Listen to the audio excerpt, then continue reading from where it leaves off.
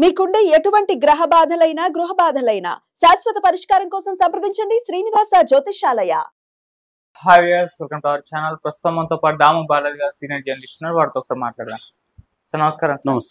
Sir, అమెరికాలో ఓజీకి అయితే shock తగిలిందని చెప్పుకోవాలి సార్. ఒక థియేటర్ వాళ్ళు అయితే మేము వేయలేమని చెప్పేసి షోలన్నీ కూడా క్యాన్సిల్ చేసేసారు. అసలు ఎందుకు, ఏం జరిగింది, ఎందుకు ఈ విధంగా షోలు క్యాన్సిల్ చేశారు? ఇంకొన్ని చోట్ల ప్రీమియర్స్ కూడా పడలేదు అని చెప్పేసి వార్తలు వస్తున్నాయి. అంటే ఓజీ విషయంలో అక్కడ గొడవలు జరుగుతున్నాయని చెప్పేసి కూడా తెలుస్తుంది సార్. అసలు ఏం జరుగుతుంది అమెరికాలో? మరి షోలు క్యాన్సిల్ చేయడానికి కారణం ఏంటి? ఎందుకు ఈ గొడవలు? అమెరికాలో ఈ మధ్య ఏ సినిమాకి రానంతగా ఓజీకి అడ్వాన్స్ కలెక్షన్లు వచ్చాయి. ఎందుకంటే బాగా బడ్జెట్ ఏర్పడింది. మామూలుగా అక్కడ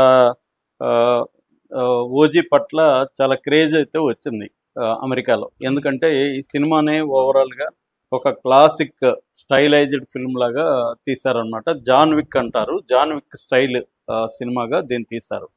అంటే full of serious action, stylised action, ఒక హాలీవుడ్ కైండ్ ఆఫ్. ఎందుకంటే స్టంట్ మాస్టర్ కూడా దీంట్లో హాలీవుడ్ జాన్ విక్ సినిమాలకు చేసిన స్టంట్ మాస్టర్, ఇటు జపనీస్ స్టంట్ మాస్టర్, మొత్తం 8 మంది యాక్షన్ కొరియోగ్రఫర్లు దీనికి పనిచేశారు ఈ సినిమాకి. అందువల్ల స్టంట్స్ చాలా హైలైట్గా వచ్చాయి కాబట్టి అమెరికాలో బాగా వైబ్ అయితే క్రియేట్ అయింది ఈ సినిమాకి. అయితే ఇక్కడ కొన్ని ప్రాబ్లమ్స్ కూడా వచ్చాయి. ఆల్రెడీ అక్కడ 25 కోట్ల వరకు అడ్వాన్స్ రూపంలో కలెక్ట్ అయినప్పటికీ కూడా 2 రకాల ప్రాబ్లమ్స్ వచ్చాయి. ఒకటేమో కొన్ని థియేటర్స్ మేము ఈ సినిమాని వెయ్యము అని డిక్లేర్ చేసి ప్రకటించేశారు. రెండోదేమో కొన్ని థియేటర్లలో ప్రీమియర్లు పడలేదు కొన్ని చోట్ల, నార్త్ అమెరికాలో ముఖ్యంగా. అంటే ప్రీమియర్లు పడకపోవడానికి ప్రధాన కారణం ఏంటంటే ప్రింట్ సకాలంలో అక్కడికి చేరలేదు. ఇది మామూలుగా గతంలో కూడా జరుగుతుంది, మనం కూడా ఇంతకుముందు కూడా చెప్పుకున్నాం. సో ఆ ప్రాబ్లం వల్ల ప్రీమియర్లు కొన్ని చోట్ల పడలేదు. అయితే ఇప్పుడు ఒక షాకింగ్ ప్రకటన వైరల్ అవుతుంది. అదేంటంటే యార్క్ సినిమాస్ అనే ఒక ఎగ్జిబిటర్స్ మేము ఈ సినిమాని వెయ్యము అని డిక్లేర్ చేస్తూ ఒక ప్రకటన ఇచ్చారు. ఆ ప్రకటన ఇప్పుడు వైరల్ అవుతుంది. దీని మీద భిన్నాభిప్రాయాలు వెలువడుతున్నాయి. అసలు ఈ యార్క్ సినిమా థియేటర్ ఎవరు, వాళ్ళు ఎందుకు ఈ సినిమాని మేము వెయ్యమని చెప్పారు అనే దాని మీద రకరకాల అభిప్రాయాలు వస్తున్నాయి. కొంతమంది ఏమో పవన్ కళ్యాణ్ ఫ్యాన్స్ వల్లనే, వీళ్ళు చేసే అరాచకాల వల్లనే వాళ్ళు ఇక్కడ కాకుండా అమెరికాలో కూడా వీళ్ళు బుద్ధి పోలేదు, సో వీళ్ళ అరాచకాల వల్లనే అక్కడ సినిమాలు ఆపేస్తున్నారు అనేది పోస్టులు పెడుతున్నారు.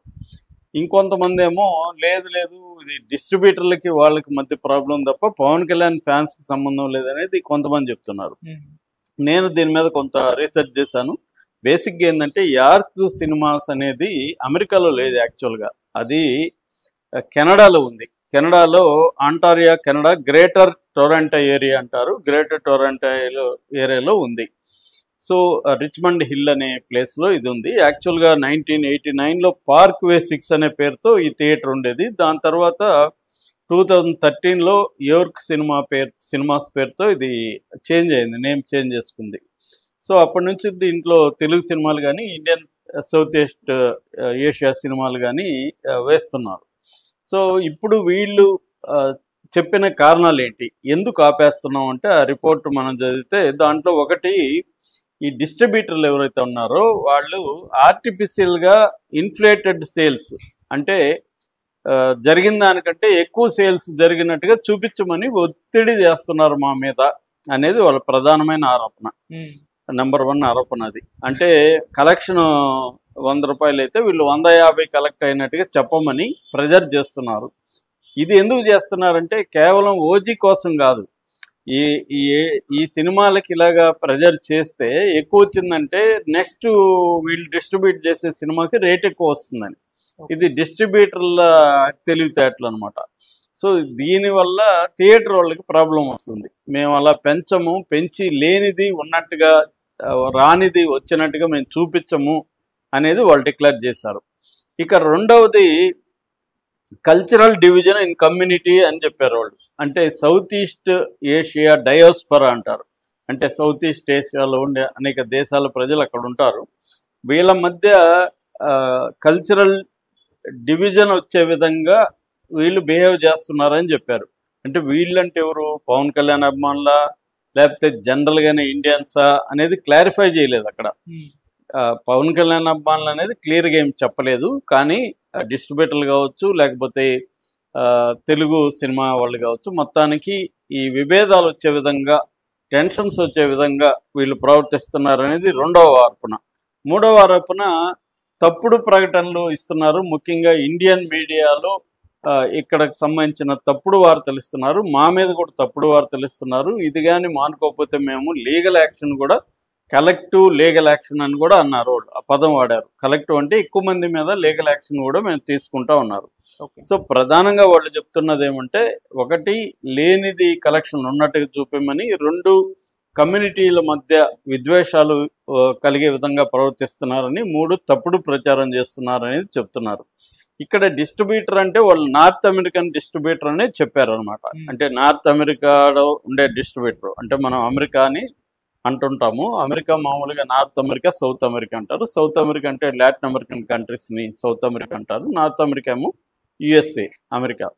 సో ఈ వాళ్ళు దాన్ని ఆ పరిభాషలో వాడేటప్పుడు నార్త్ అమెరికన్ వాడతారు. సో నార్త్ అమెరికా డిస్ట్రిబ్యూటరు వీళ్ళ మీద ఇలాంటి ప్రజలు తెచ్చినట్టుగా యార్క్ సినిమా వాళ్ళ స్టేట్మెంట్లో ఉంది.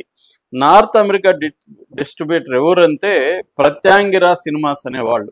ఈ సినిమాకి ప్రత్యాంగిరా సినిమాస్ అనే డిస్ట్రిబ్యూటర్లు ఈ సినిమాని ఇటు అమెరికాలోను ఇటు కెనడాలో కూడా వాళ్ళే డిస్ట్రిబ్యూట్ చేస్తున్నారు. వాళ్ళ పేరు రాయలేదు, కానీ నేను చూసినప్పుడు ఈ సినిమాకి ఎవరు డిస్ట్రిబ్యూటర్లు అని ప్రత్యాంగిరా సినిమాస్ అనే వాళ్ళు డిస్ట్రిబ్యూట్ చేస్తున్నట్టుగా తెలిసింది. సో ఇంక వాళ్ళే కాబట్టి వాళ్ళని అన్నట్టుగా మనం అర్థం చేసుకోవచ్చు. మామూలుగా యూకేలో అయితే డ్రీమ్స్ ఎంటర్టైన్మెంట్ అనేవాళ్ళు, అట్లాగే థింక్ స్టూడియోస్ అనేవాళ్ళు జనరల్గా మన సినిమాలను అక్కడ డిస్ట్రిబ్యూట్ చేస్తుంటారు. సో ఇదేంటంటే ప్రధానంగా పవన్ కళ్యాణ్కి కానీ పవన్ కళ్యాణ్ ఫ్యాన్స్కి కానీ సంబంధం లేదు ఈ గొడవలో. చాలామంది ఏంటంటే ఇదే సందర్భం అని వైసీపీ వాళ్ళు కావచ్చు, కొంతమంది యాంటీ పవన్ కళ్యాణ్ బ్యాచ్ దీన్ని ఉపయోగించుకొని, చూడు ఇక్కడే పరువు తీయడమే కాకుండా వీళ్ళ అరాచకం అమెరికాలో కూడా చూపిస్తున్నారు, అది ఏదని మాట్లాడుతున్నారు. అది తప్పు. దానికి పవన్ కళ్యాణ్ ఫ్యాన్స్కి కానీ పవన్ కళ్యాణ్కి కానీ ఏమీ సంబంధం లేదు. ఇది ప్యూర్లీ డిస్ట్రిబ్యూటర్లు ఎగ్జిబ్యూటర్ల మధ్య గొడవగా మనకి అర్థమవుతుంది. కాబట్టి ఇక్కడ పవన్ కళ్యాణ్ ఫ్యాన్స్ ఈ ఇష్యూలో తిట్టడం అనేది కరెక్ట్ కాదు. అక్కడ ఈ మధ్య మన హీరోల మీద, అక్కడ హీరోల ఫ్యాన్స్ మీద విమర్శలు వస్తున్నాయి. ఎందుకంటే అమెరికాలో ఉండే బాలయ్య ఫ్యాన్స్ కానీ, జూనియర్ ఎన్టీఆర్ ఫ్యాన్స్ కానీ, పవన్ కళ్యాణ్ ఫ్యాన్స్ కానీ ఇలాగా వీళ్ళేందంటే అక్కడ యాక్టివిటీలని పెద్ద ఎత్తున చేయడం, దీనివల్ల అక్కడ డిస్టర్బెన్సెస్ రావడం, ఫ్యాన్స్ మధ్య గొడవలు రావడం, ఇవన్నీ జరుగుతున్నాయి. ఎందుకంటే మన తెలుగు సంఘాలు అక్కడ కూడా కులాల వారీగా విడిపోయినాయి.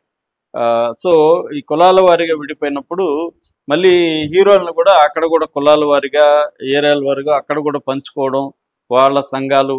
ఈ మధ్య కూడా డల్లాస్ గడ్డ జూనియర్ ఎన్టీఆర్ అడ్డా అనే స్లోగన్లో వీడియో ఒకటి బయటకు వచ్చింది. అంటే ఇలాగా పోయి వాళ్ళు డల్లాస్లో ఉండే వాళ్ళు కూడా కొంతమంది అన్నారు, మేము అమెరికాలో ఉన్నామా ఇండియాలో ఉన్నామా అని డౌట్ వస్తూ ఉందని.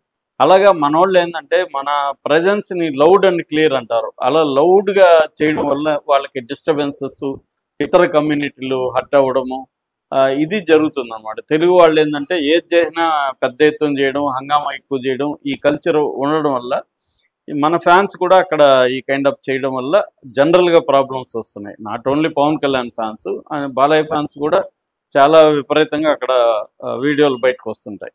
సో ఏదేమైనా ఓజీకి కొంతవరకు నష్టమే అని చెప్పొచ్చు. ముఖ్యంగా ఏంటంటే టికెట్లు వీళ్ళైతే ప్రకటించారు, మేము ఇప్పటివరకు అడ్వాన్స్ బుక్ అయిన టికెట్లు ఇచ్చేస్తామని.